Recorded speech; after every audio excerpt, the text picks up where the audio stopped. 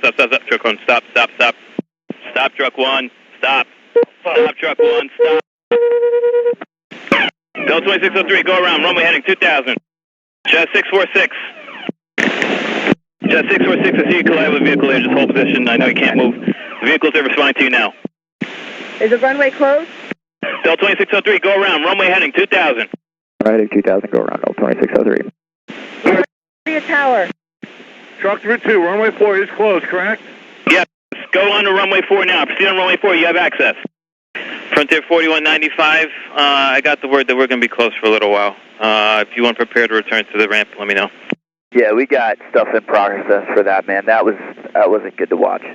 Yeah, I know, I was here. I tried to reach out to my stuff, and we were dealing with an emergency earlier, and I messed up. No, man, you did the best you could. Those were the words of the air traffic controller whose clearance and split-second decisions led to the fatal collision of Air Canada Express Flight 8646 on runway 4 at New York's LaGuardia Airport.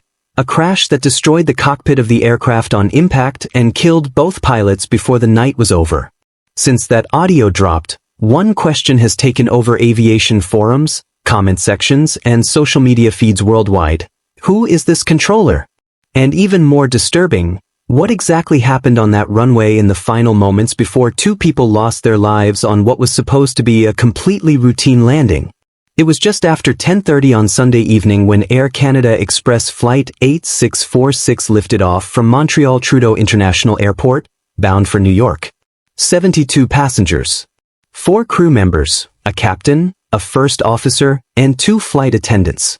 A Bombardier C-900 regional jet, 20 years old, operating on behalf of Air Canada under the Jazz Aviation banner. By every measure, a completely routine flight.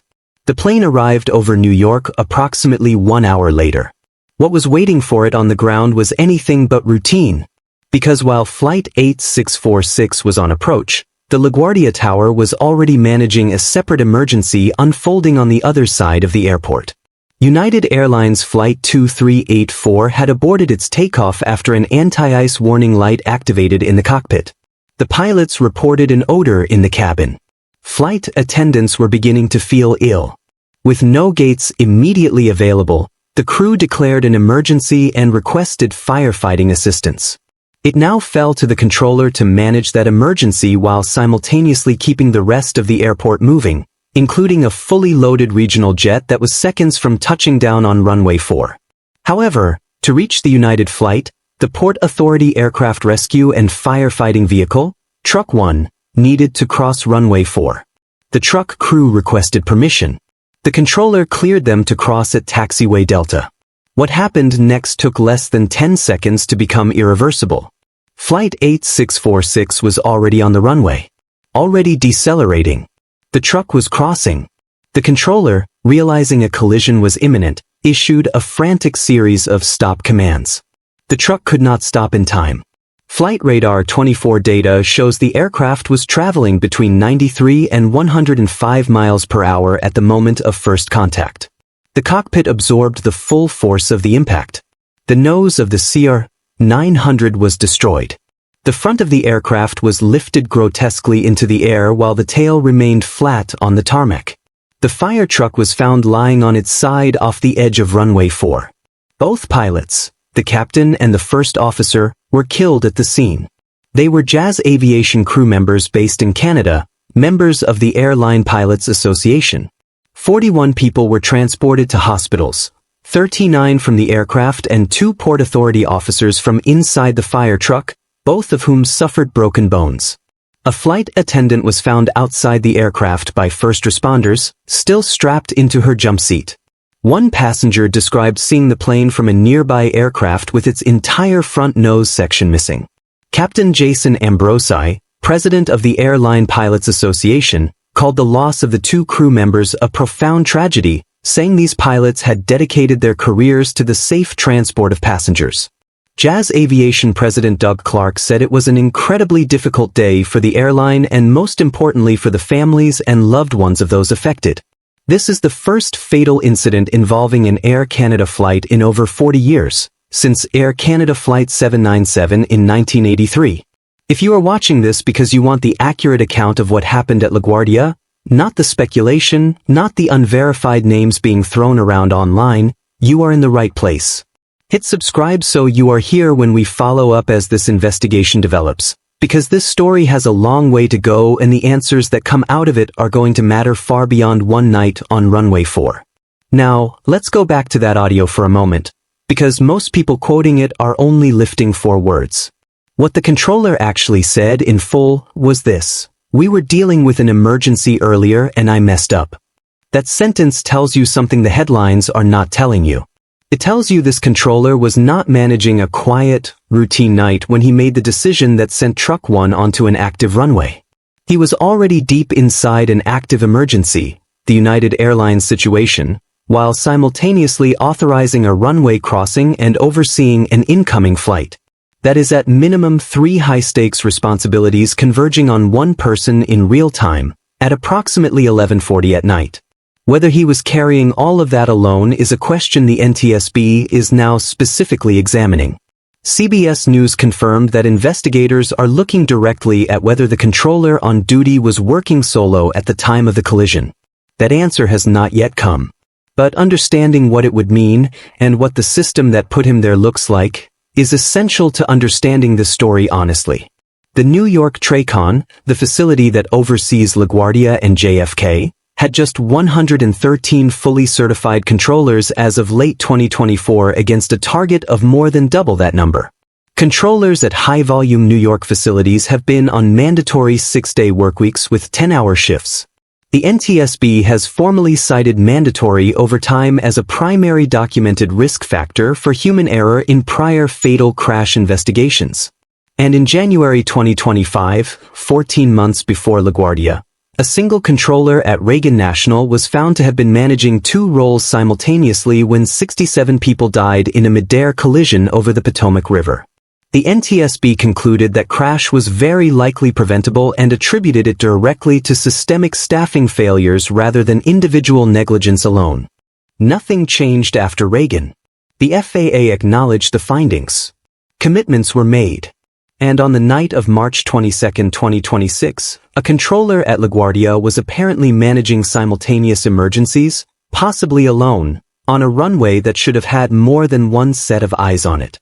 The partial government shutdown had been running for 6 consecutive weeks on the night of the crash. Air traffic controllers are classified as essential federal employees. They are legally barred from walking off the job regardless of whether the government is paying them. Through the entire 6 weeks leading up to March 22, 2026, controllers across New York were showing up to one of the most cognitively demanding jobs in the world on partial or zero paychecks. Transportation Secretary Sean Duffy stood at LaGuardia Airport during the shutdown and said, in his own words, that controllers were feeling the stress, that those supporting families on a single income were having a hard time paying their bills, and that this stress was making the system less safe. That is the Transportation Secretary of the United States saying this about the controllers at the very airport where this crash later occurred. NATCA President Nick Daniels went further. He said America's controllers were having to think about how to put gas in the car and pay for childcare while simultaneously making thousands of safety-critical decisions every shift.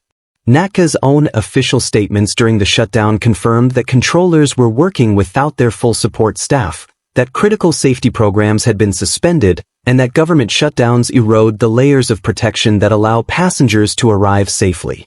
Documented reports from the same period confirmed that controllers had been taking second jobs, Uber, food delivery, to cover expenses. Duffy cited this by name. Controllers arriving at high-stakes facilities already physically exhausted from second shifts was a documented, named, publicly acknowledged risk. A former LaGuardia controller, Ray Dahlstrom, captured it plainly during the shutdown. The job is stressful enough on its own, working 6 days a week making thousands of decisions, and now you are adding the weight of not knowing when your next paycheck is coming. We do not know the specific personal circumstances of the controller who was on duty on the night of the crash. That has not been released. What we do know is what the system around him looked like, and what it had been doing to the people inside it for months before that night. Now let us get to what brought a lot of you here, the identity question.